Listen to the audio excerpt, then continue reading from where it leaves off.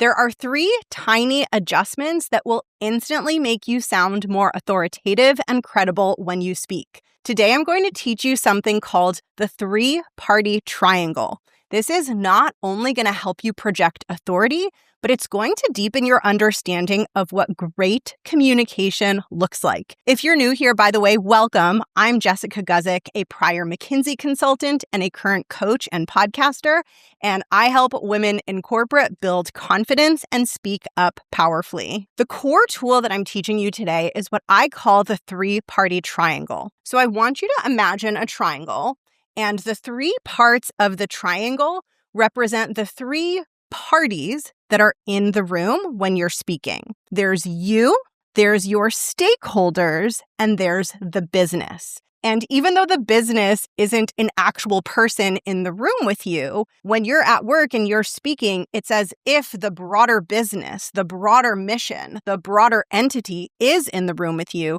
because everything that you work on is in service of the business. Now, in the middle of the triangle is the topic that you are speaking about. Now, typically, when we communicate as humans, the first thing that we focus on is the topic. Our thought process is, okay, I'm in the room to speak about this topic, so I'm going to talk about this topic. But if you want to increase the authority that you give off when you speak, you're going to want to make sure to link that topic to the 3 parties in the 3-party triangle. So you want to take your topic and you want to link it back to the business, you want to link it back to yourself, and you want to link it back to your stakeholders. Now, I'm going to walk you through the 3 parties one by one so you can see exactly what this looks like. We're going to start with the business. Now, I mentioned the business isn't physically in the room with you, but every room that you are in at work, it's as if the business is there with you because everything that you do is in service of the business. So what you'd want to do is you'd want to take your topic and link it to the business. So here's what it looks like when you're just talking about your topic. You might say something like, today I'm going to be updating you on the new sales training that we just ran. In this situation, you're focused on the topic. To project more authority, you want to link that topic to the business and say something like, as you know, one of our current priorities is to grow sales and acquire new customers. This is why I'm excited to update you on the new sales training that we just ran. So you can see I made one very simple shift. Instead of talking about the topic only, I linked the topic to the business. This immediately positions me as an authority.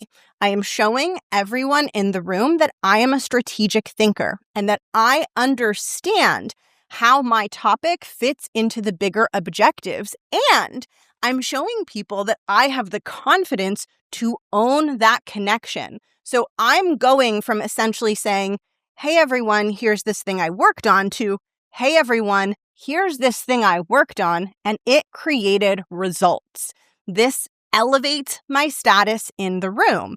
And this elevating of your status is earned. You did work on something that created results, and you're pointing that out and getting proper credit for it. The second part of the 3-party triangle is you.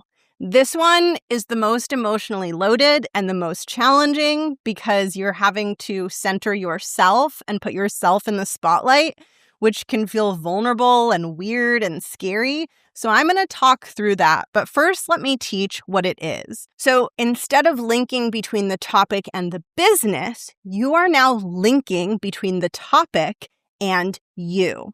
So here's what it would look like to talk only about the topic. You might say something like, what you're looking at on this slide is the structure and key components of the sales training. Now, there's nothing wrong with this. This is clear and crisp and articulate, but there's a huge opportunity to elevate your authority by taking the topic that is on that slide and linking it to you. Here's what that would sound like. What you're looking at on this slide are the structure and key components of the sales training that I put together and ran. Now, this is a subtle but important shift. You included yourself in that sentence. You didn't just say, here's the sales training, you said, here's the sales training that I initiated. This introduces you as a key character in the story. Your leadership becomes visible, and this increases your authority in the room. The way that I think about this is, when you're getting off an airplane and you get to the end and you're about to leave the airplane and you see the pilot, and I don't know if this happens to you, but whenever I see the pilot, I have this moment of awe and appreciation. And I'm like, wow, that person was flying this plane the entire time, and they are the reason that I got here safely.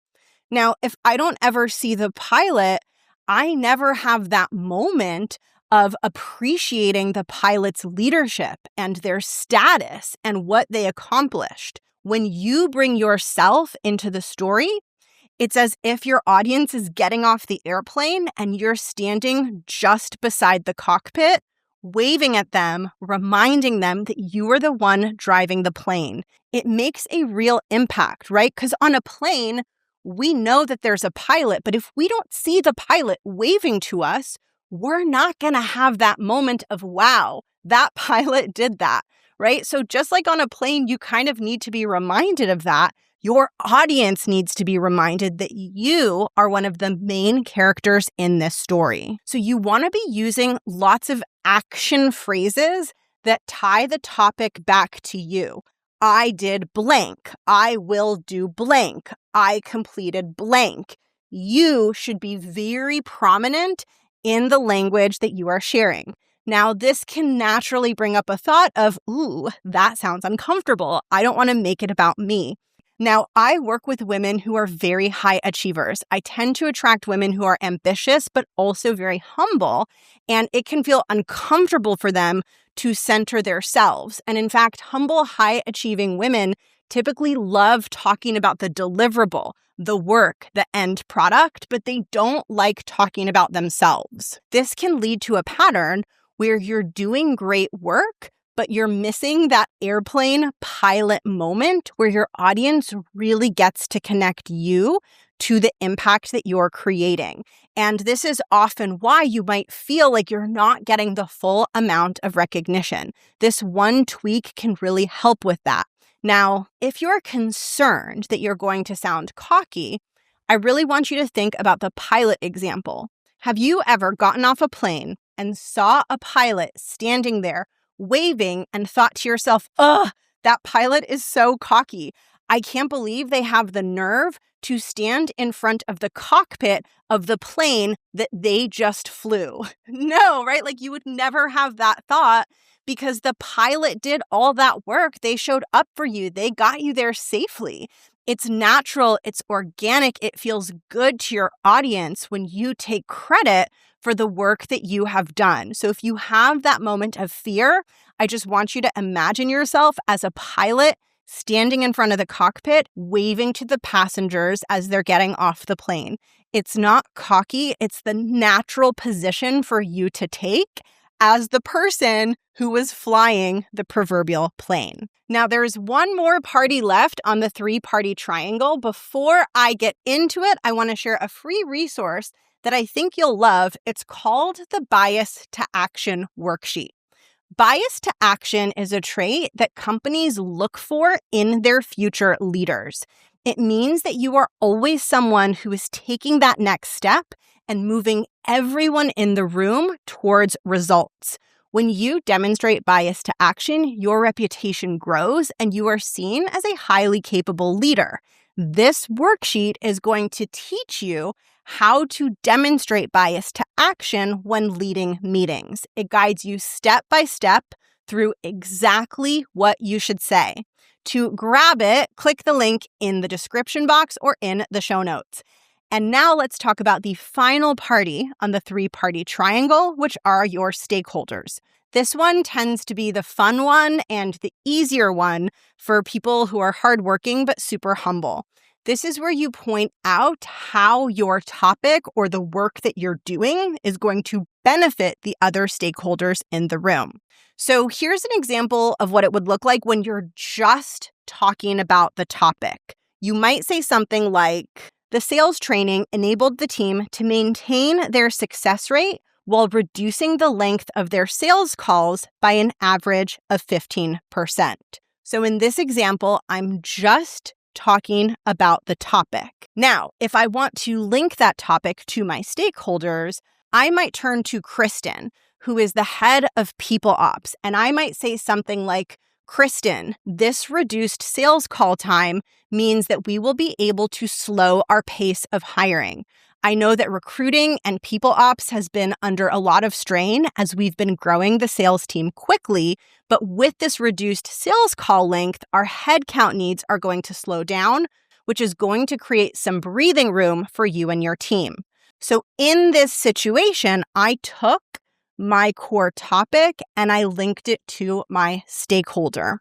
This is a technique that works really well when you are in smaller, more intimate rooms with executives. You really want to think about each of their goals and objectives, and you want to make sure that you are linking your topic to the things that they care about most. So maybe I turn to Kristen and I tell her that reducing the length of the sales calls can simplify people ops. But then maybe I turn to Bob, the head of finance, and I say that reducing the length of our sales calls is going to lead to higher profit margins.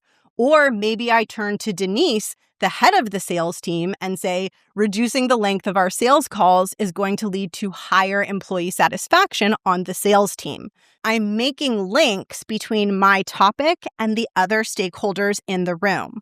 The reason that this increases my authority is because of something that I call the Oprah effect. So I think we all know the famous Oprah meme of you get a car and you get a car and you get a car.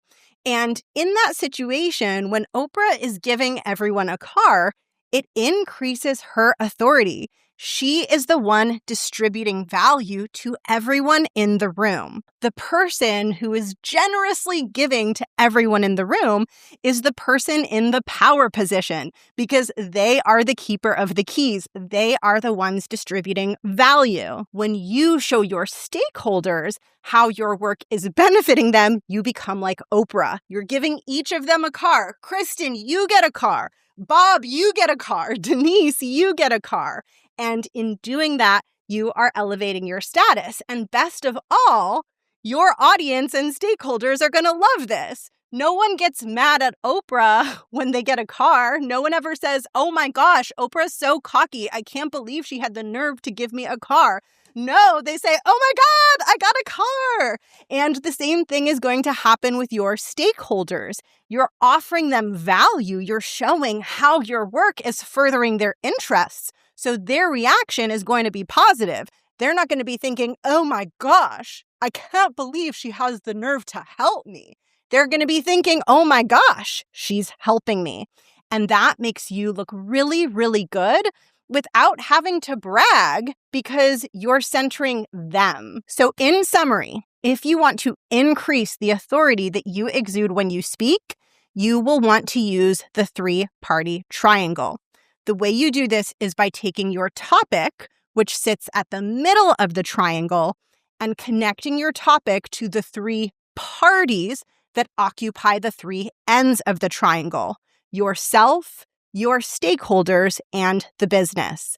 When you do this, it's going to increase the gravitas that you have when you speak, and the people around you are going to start really viewing you as a leader. Thank you so much for tuning into today's episode. If you found this useful, share it with a friend or a coworker who is up-leveling their communication and working on taking up more space. And don't forget to download the free Bias to Action worksheet. I will put the link in the show notes.